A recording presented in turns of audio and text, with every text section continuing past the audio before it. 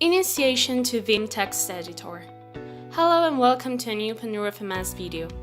This time we're going to talk about VIM and give you some tips so that you can work smoothly and effectively with it. In Pandora FMS, as you all know, sometimes we have to make changes in the server's configuration file to enable or disable features or develop a custom plugin. So working with VIM will be interesting and practical. In Pandora FMS ISO, we will find it installed by default, and any system administrator or developer who wants to work with it can do it. The idea of this tutorial is to help you if you do not know this editor, and show you some of the multiple functions that you may perform with the keyboard without having to use the mouse or the cursors, only with the letters and keys that are around them. In this first video, we will focus on finding out the shortcuts that will allow us to navigate within the file and search for specific lines or text using part of the keyboard that we have in the image configured in Spanish. After seeing this summary, we will start by opening a file in our terminal or creating one if you don't have one yet. For that, move to the location where it is or where you want to create it and execute VIM and the name of the file. The first thing we will see is how to move around the file in a basic way. For that, we will use the keys H, J, K, and L. With the H key, the cursor will move to the left, with the L to the right, J down, and K up. This will mimic the movement we would make with the arrows. To move faster from one word to the next, we will use W, but if you want to do the opposite, we will press B. If our intention is to go to the last letter of the word where we are, we will use the key E. If we continue pressing this key, we will move to the end of the following words consecutively. On the other hand, if what you want is to go to the end of the line, press the dollar icon, for which we will use Shift+4. Instead, to return to the beginning of the line, just press 0. We will achieve the same goal if before 0 we press the G key. With this, we would have a series of useful basic movements to move around that part that we see on screen.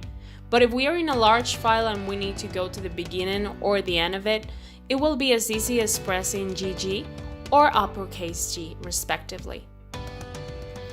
Another option is to write a number before uppercase G, which will refer to the line you want to go to. Therefore, if you want to move to line 30 in your document, you only have to type the combo 30 uppercase G. You can get the same result by typing GD. When performing a search in your file, you can use two methods.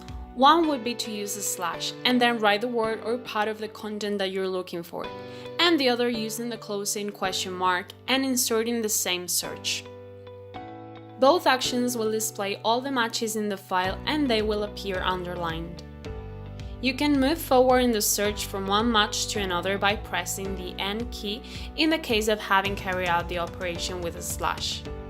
If it was carried out with a closing question mark, the effect will be the opposite, and the search will be backwards.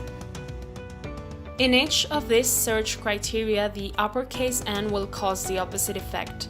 That is, if the search was carried out with a slash, it will go backwards, and the search carried out with a closing question mark, it will go forward.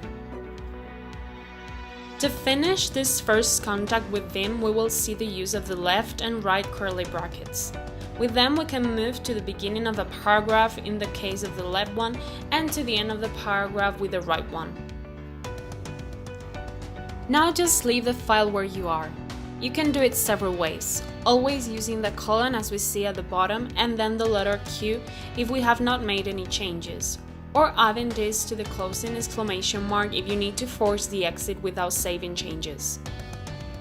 You may also exit using X or WQ if you're going to exit saving the changes. With this, we just made a first approach to the text editor and the scrolling options that we have with a keyboard. We would also like to mention that all or most of the options described in this video can be combined with numbers. That way you will apply equivalent displacements to the inserted number, either in a paragraph, word, line, or letter breaks. And that was it for today's video. Don't forget it, if you liked the video, please give it a thumbs up and subscribe. Remember that if you're interested in trying Pandora Mass Enterprise, contact us to get a free 30-day trial. Thank you very much for your time, and we hope to see you on social media and in future learning videos.